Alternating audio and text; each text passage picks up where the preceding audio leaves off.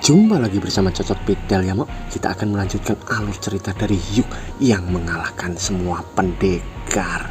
By the way, ada yang minta disebut namanya lagi ya Mok, yaitu Bang Gelong 99. Itu asalnya dari mana saya nggak tahu ya Mok. Mending dikasih alamat juga biar lengkap ya Mok. Langsung saja. Psikopat harus diberi makan rumput dan cerat-cerit cerut. Di part kali ini kita diperlihatkan yang kemarin saya kira botol, ternyata pot bunga ya Mok. Pot bunga itu dilemparkan ke Soh dan Soh di sana pun terbengong dan juga Jeong yang juga terbengong. Lalu Bang Kumis pun berkata, kenapa kau tidak bisa bersikap dewasa? Pemikiran itu tidak masuk akal. Nam Gong Yuk yang kalian anggap lemah itu mendapatkan semua sanjungan dan penghargaan, sedangkan dirimu apa? Yang kau lakukan hanyalah minum-minuman dan bermain-main sesuka hatimu, Soh.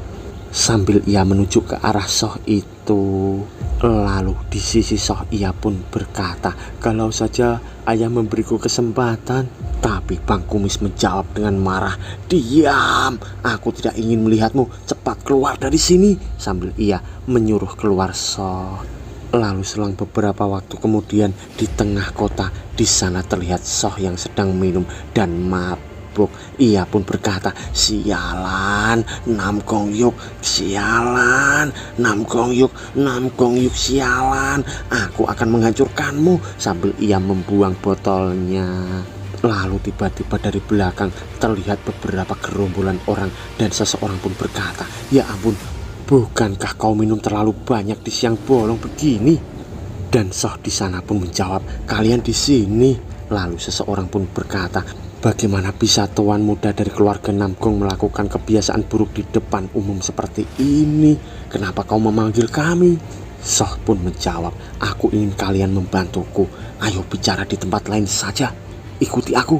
Lalu di tempat lain kita diperlihatkan bangunan dan di sana seseorang yang berkata, astagfirullah, ada berapa banyak totalnya? Ternyata itu adalah Pak Dokter yang membuka kotakan. Lalu Yuk pun menjawab, dengan itu kau tidak akan kesulitan dalam membeli obat-obatan untukku kan? Belilah obat dengan kualitas yang terbaik. Lalu Pak Dokter pun berkata, obat ini bukanlah sesuatu yang bisa Anda dapatkan hanya dengan uang. Itu berarti uang yang kau miliki belum cukup.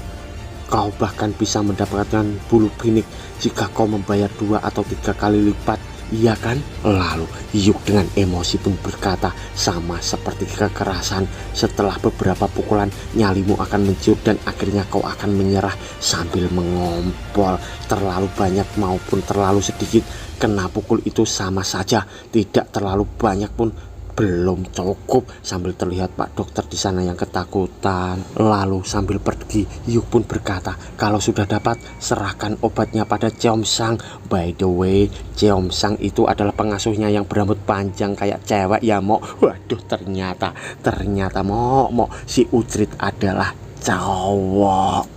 By the way juga Mok, saya berpikir sangat banyak, kenapa cewek nggak ada dalam manhwa ini?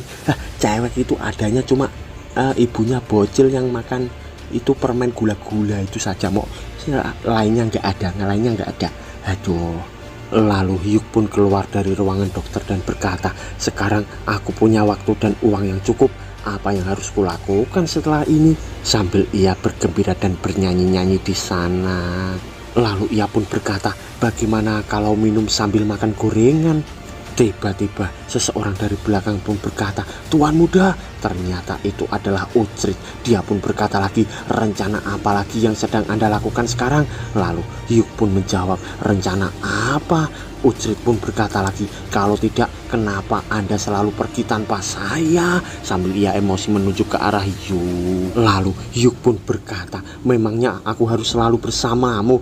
Kau bukan istriku kan? Lalu Ucrit di sana pun marah lagi dan berkata, tugas saya adalah menjaga kesehatan Anda dan menjadi asisten Anda sejak dahulu dan sekarang dan akan begitu terus. Ada Mok ini si Ucrit ternyata laki-laki ya, nggak semangat ini Mimin. Lalu di sana Yuk pun berkata, ayah di sini. Dan Ucrit pun terkaget sambil menoleh ke arah sana dan ia pun berkata, kepala keluarga, Tapi itu adalah tipuan dari Yuk, dan Yuk di sana langsung menghilang dari samping Ucrit. Lalu Ucrit pun marah sambil berkata, "Ah, dia menghilang lagi. Apa kau hanya melihatku sebagai alat begitu? Tunggu saja, kau akan lihat betapa dirimu membutuhkanku." Lalu beberapa saat kemudian di bangunan bertingkat seseorang berkata, "Jadi alasanmu marah-marah begini karena Namgong Hyuk yang lemah itu? Aku belum pernah melihat Namgong Soh yang perkasa jadi ciut begini." Lalu Soh di sana minum sambil menjawab, "Ya, aku tidak ingin mengakuinya, tapi dia sudah berubah mengingat dia berhasil mengalahkan kakakku dan juga pencapaiannya saat melawan bandit di Cina Utara." Lalu temannya itu pun berkata, "Bukankah dia cuma beruntung? Ya, tidak mungkin dia bisa berubah secepat itu kan?" Tapi tiba-tiba Soh pun marah sambil menggebrak meja dan berkata, "Sial, setiap aku mengingat bahwa ayah marah padaku karena orang lemah itu, aku jadi semakin marah." Lalu di sisi temannya, mereka mengangguk-anggukkan kepala seakan mempunyai rencana dan berkata, "Apa perlu kalau kami memberi dia pelajaran?" Di sana Soh pun terkejut. Dan Soh pun berkata, "Kalian mau melakukan itu?" Temannya menjawab, "Bukankah memang itu alasanmu memanggil kami ke sini?" Lalu Soh di sana terdiam dan bergumam, "Ya, Ten Sword of Heve mungkin saja bagi mereka anak-anak dari keluarga terpandang di Heve." Sambil ia memandang ke arah teman itu, ia pun bergumam lagi, "Jojah Seol, pewaris klan White Spirit yang mempelajari teknik kultivasi Blooming Flower. Dia adalah salah satu orang terkuat di Ten Sword of Heve. By the way, Heve adalah nama kota itu ya, Mo." Lalu Soh pun melihat ke arah teman yang satunya lagi dan ia pun bergumam, "Dan Maun Reong, seseorang tuan muda di Steel Cloud Union, dia juga punya pengaruh." Lalu ia pun melihat ke arah teman-temannya itu dan ia pun bergumam lagi, "Sisanya juga memiliki kemampuan yang diakui oleh semua orang." Lalu di sana terdengar Soh yang berkata, "Apa kau yakin? Ingatlah bahwa dia bukanlah Namgong Hyuk yang sama seperti dulu." Lalu temannya itu pun berkata, "Satu orang tidak akan bisa melawan 10, terlepas dari betapa kuatnya dia. Apa kau pikir bahwa dia bisa menang melawan kami sekaligus? Kau pikir kami akan kalah jika mengeroyoknya? Kalau kami bersepuluh menyerang bersama, kami bahkan bisa menang melawan Heavenly Great Master.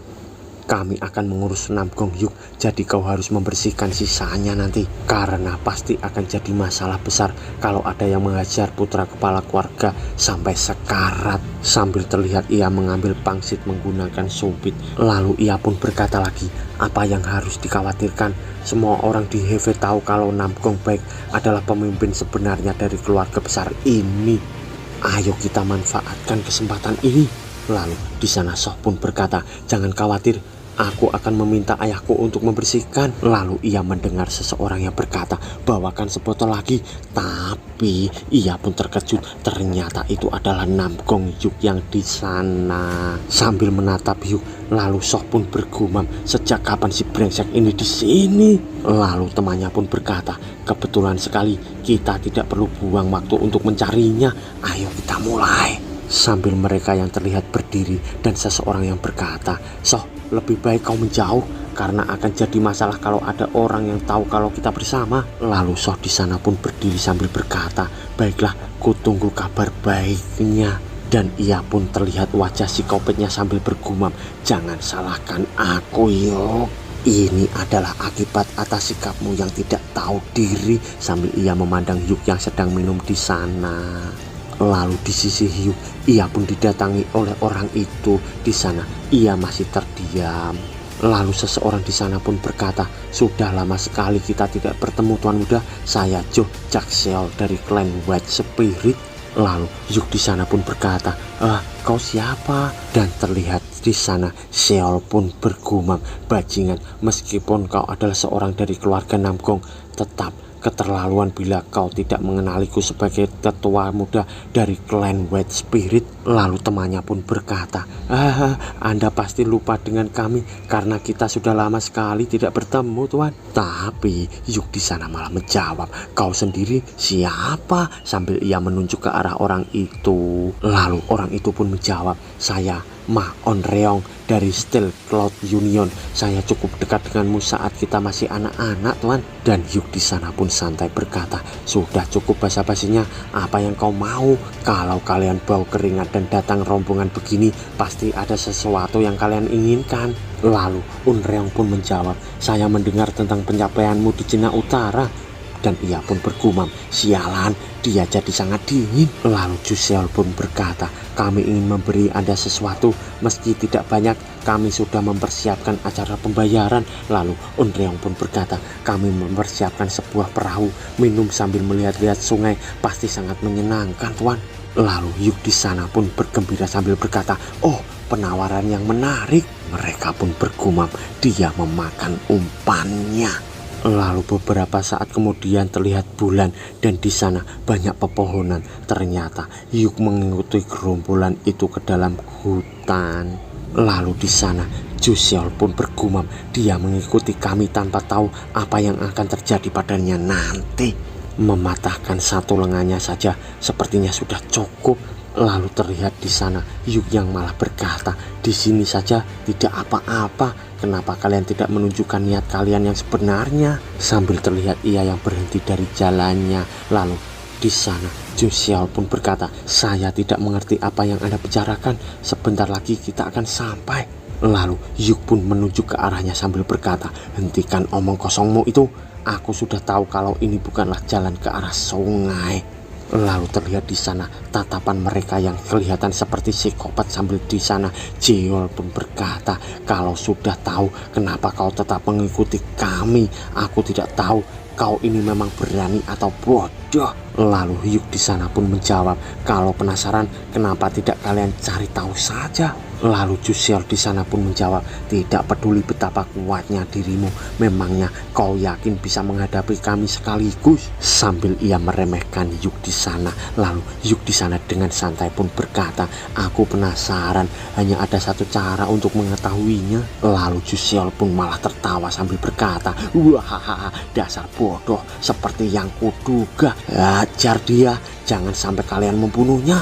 Tapi beberapa saat kemudian terlihat Jeol di sana yang terkubur hingga tinggal kepalanya saja, dan ia pun di sana terbengong dan berkata, apa yang terjadi?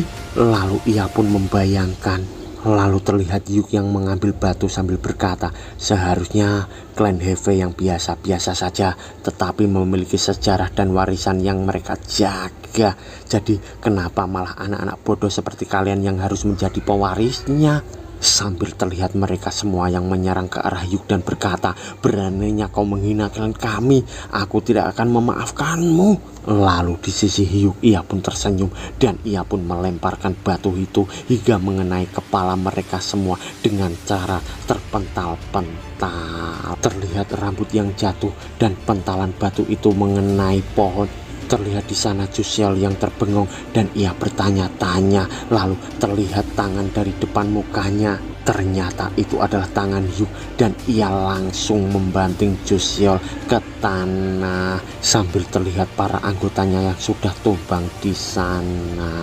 Lalu kita dibawa di saat ini mereka yang dikubur hingga tinggal kepalanya saja berkata, matilah kita, apa yang harus kita lakukan? Lalu terlihat skop andalan dari Thunder Dragon. Di sana seseorang pun berkata, kami sudah selesai mengubur yang terakhir, Tuan. Ternyata itu adalah si besar, bos ketua dan si kuncir.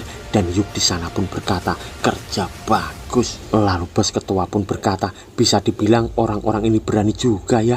Mereka berani menyerang tuan muda dari keluarga besar Namgong. Sambil ia melihat ke arah mereka. Lalu si besar tertawa dan berkata, tapi mereka sangat lemah. Mana bisa mereka mengalahkan orang yang bahkan kita sendiri tidak bisa mengalahkannya. Lalu si kuncir pun menjawab, paling tidak mereka beruntung. Bayangkan saja kalau mereka benar-benar pergi naik perahu. Dari belakang di sana terlihat bos ketua dan si besar yang ketakutan, dan si kuncir pun berkata, mereka pasti sudah tenggelam di sungai sekarang. Lalu di sana bos ketua dan si besar membayangkan saat-saat mereka dicelupkan ke dalam sungai, dan mereka pun membayangkan dengan sangat ngeri. Terlihat di sana si besar yang sedang helep-helep tercebur di dalam sungai. Lalu dari belakang si kuncir, bos ketua dan si besar pun bergumam, aku tidak ingin merasakan itu lagi. Dan mereka pun berkata, oke, jangan pernah bicarakan soal itu lagi, oke? Sambil terlihat di sana mereka yang merinding mengingat kejadian itu. Lalu di sisi Joseon, ia pun berkata, apa yang akan kalian lakukan pada kami? Jangan-jangan. Sambil terlihat ia yang ketakutan di sana. Lalu tiba-tiba Yuk di sana pun jongkok dan berkata, orang tua harus bertanggung jawab atas tindakan anak-anaknya. Kalau kau masih mau hidup, tulislah apa yang kukatakan. Kalau kau mau putramu selamat, datanglah sendiri ke bukit di wilayah barat. Sambil ia menodongkan kuas untuk menulis di mulut Joseon itu. Di sana Joseon pun terdiam dan bertanya-tanya. Lalu ia pun berkata, bagaimana caranya aku menulis bila kau mengubur tanganku? Lalu terlihat kuas itu yang dimasukkan ke dalam mulut Joseon. Di sana Yuk pun dengan wajah psikopat pun berkata, kau masih punya mulut kan? Dan ia pun mencabut kuas itu. Di sana Joseon pun berkata, bagaimana bisa kau menyuruhku? Tapi tiba-tiba sekop pun melayang ke kepala Joseon. Di sana terlihat Joseon seperti manusia purba akibat pukulan dari sekop andalan. Ternyata yang memukulnya adalah tak lain lagi adalah si besar. Dan ia pun sambil marah berkata, beraninya kau membantah tuan muda. Perkataan tuan muda itu mutlak, harus kau patuhi. Apapun yang tuan muda katakan adalah kebenaran bagi seluruh dunia. Sambil terlihat Yuk yang bengong di sana. Lalu terlihat di sana Joseon yang terlihat agak tampan dan ia pun berkata, maaf, aku tidak akan melakukannya lagi. Lalu di sisi teman-teman Joseon dari belakang pun bergumam, jangan membantah, kami akan melakukan apa yang dia katakan. Lalu terlihat di sana mereka yang menggigit kuas dan di depannya ada sebuah kertas yang di depan mereka. Di sana bos ketua pun berkata, tuan muda ada masalah. Lalu Yuk pun berkata, apa? Dan bos ketua pun menjawab, tulisan mereka sangat jelek tuan. Mungkin orang tua mereka akan berpikir kalau ini bukanlah tulisan anak-anak mereka. Dan Yuk pun berkata, benar juga ya. Lalu Yuk pun berkata lagi pada Joseon dan teman-temannya, gali sedikit agar mereka bisa menggunakan tangannya. Sepertinya mulut memang tidak bisa digunakan untuk menulis. Sambil terlihat mereka yang bergumam, kau baru menyadari itu, dasar brengsek. Lalu selang beberapa waktu kemudian terlihat kediaman klan White Spirit. Di sana seseorang pun berkata, Joseon belum pulang. Apa dia pingsan karena mabuk di bar lagi? Dan itu adalah ketua klan White Spirit, Jo Young Won, ayah dari Joseon. Lalu dari depannya seseorang pengawal pun berkata, meskipun dia sangat suka minum, dia belum pernah pulang selarut ini tuan. Lalu Jo Young Won pun berkata, jangan khawatir, tidak ada seorang pun di HV yang berani macam-macam dengan klan kita. Joseon bahkan sudah menguasai teknik pedang klan kita sampai bintang ke-7, jadi jangan khawatir. Tapi tiba-tiba sesosok panah pun melayang ke arahnya dan di sana seseorang pengawalnya pun berkata, ketua, siapa yang melakukan itu? Ketua, Anda tidak apa-apa. Sambil ia pun mengeluarkan pedangnya. Ternyata Jo Young Won dapat menangkap panah itu dan ia pun berkata, tidak apa-apa, panah ini bukan untuk melukaiku. Lalu ia pun membaca surat itu dan ia pun langsung meremasnya sambil marah berkata, beraninya mereka menculik ketua muda klan White Spirit. Aku akan menguliti para bajingan itu hidup-hidup. Sambil terlihat ia sangat emosi di sana. Lalu beberapa saat kemudian terlihat hutan. Di sana seseorang yang berkata, menyebar dan buat blokade di sekeliling bukit. Dan mereka pun berkata, siap, laksanakan. Terlihat mereka semua yang bertebangan dari atas Jo Young Won itu. Lalu Jo Young Won melesat ke arah seseorang dan ia akan mengunus pedangnya sambil bergumam, apa ini jebakan? Dan ia terkejut karena seseorang yang berkata, bukankah kau ketua klan White Spirit? Jo Young Won pun berkata, kenapa kau di sini, ketua Steel Cloud Union? Dan orang gedut itu pun menjawab, aku menerima surat yang mengatakan kalau putraku sudah diculik. Lalu di sana seseorang pun terkejut Dan ia pun berkata, ketua Clan White Spirit, ketua Steel Cloud Union. Lalu terlihat mereka berdua yang terkejut juga. Ternyata beberapa orang pun datang dan di sana mereka pun berkata, putra kalian juga diculik. Terlihat mereka yang semua terkejut. Lalu seseorang di sana pun bergumam, kurang ajar, berani sekali orang itu menculik anak-anak dari 10 sektor terkenal di HV. Lalu beberapa saat kemudian terlihat di kedalaman hutan, di sana terlihat Bang Kumis sedang berjalan sendirian dan ia pun menuju ke gubuk itu. Di sana terlihat gubuk itu yang terbuka dan seseorang yang berkata, laporkan, sambil terlihat Bang Kumis di sana yang terdiam. Lalu ia pun bergumam, cih, kenapa aku jadi gugup sendiri? Lalu seseorang dari dalam pun berkata, jawabanmu terlambat, sambil terlihat seseorang di dalam yang sedang duduk. Lalu Bang Kumis pun menjawab, ada yang ingin kutanyakan terlebih dahulu, kenapa anak brengsek itu tidak terbunuh saat pergi ke wilayah Cina Utara? Semua usaha kita jadi sia-sia. Lalu seseorang di dalam gubuk itu pun menjawab, kau mau menyalahkan kami? Di sana Bang Kumis pun terdiam. Lalu seseorang di dalam gubuk pun berkata lagi, kalau kau mau mendengarkan perkataan kami dari awal, masalah seperti ini tidak akan pernah terjadi. Lalu Bang Kumis pun berkata, tidak, masalah utamanya adalah Ghostly Best kalah. Karena hal itu nama Nam Gong Hyuk menjadi semakin terkenal dan Nam Gong Jang Hyun menjadi curiga. By the way, Nam Gong Jang Hyun adalah ayah dari Hyuk ya Mo, kepala keluarga. Lalu dari dalam gubuk seseorang itu pun mengeluarkan aura yang membara dan berkata, cukup, laporkan sekarang. Lalu Bang Kumis menahan aura itu sambil bergumam, battle spirit yang mengerikan. Aku tidak mau kalah, sambil terlihat aura kebiruan dari Bang Kumis itu. Lalu terlihat seseorang dari dalam gubuk dan ia berjalan sambil berkata, lihatlah dirimu yang begitu angkuh, tenangkan dirimu. Ternyata orang itu pun memakai topeng dan bedanya topengnya pun berwarna putih, kemarin merah ya Mo, yang kalah itu ya Mo. Dan ia pun berkata, bukankah kita berdua memiliki tujuan yang sama? Lalu Bang Kumis di sana pun menjawab, banyak elder yang mulai bersikap baik kepada Nam Gong Hyuk, bahkan 4 elder yang berusaha ku bujuk untuk memihakku malah mulai berbalik memihak Hyuk. Lalu pria bertopeng itu pun berkata, rencana yang kita buat selama ini berantakan karena si Nam Gong Hyuk itu. Lalu terlihat Bang Kumis sambil memegang kepalanya seakan-akan pusing. Ia pun berkata, aku tidak mau mengakuinya, tapi itu benar. Tapi kalau kita bisa menyingkirkannya. Dan tiba-tiba seseorang bertopeng itu pun berkata, meski kekalahan Ghostly Best memang mengejutkan, kami tidak mau terus menunda rencana kami hanya karena bocah ingusan itu. Lalu di sana Bang Kumis pun berkata, tunggu, kalau kau memberiku lebih banyak waktu.